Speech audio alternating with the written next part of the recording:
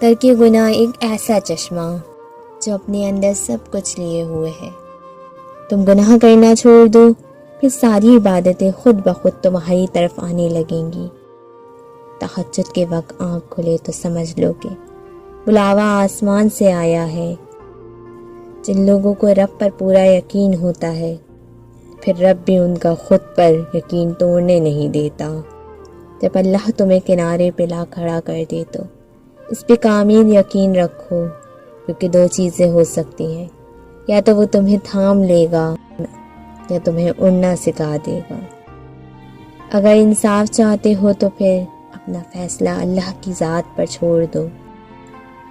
ایک میرا رب ہی ہے جو ایک سجدے میں مان جاتا ہے، ورنہ یہ دنیا والے تو جان لے کر بھی معاف نہیں کرتے۔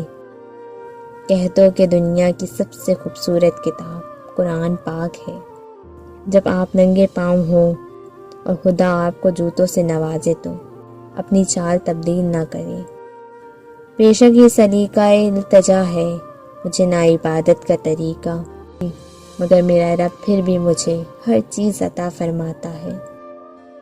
ضروری نہیں کہ جیت ہمیشہ طاقت کی ہو، اللہ جس کے ساتھ ہو جیت ہمیشہ اس کی ہوگی۔ تھکے ہوئے جسم اور بکھری ہوئی روح کے ساتھ عبادت کرنے اور نماز پڑھنے کا ایک الگ ہی سکون ہے۔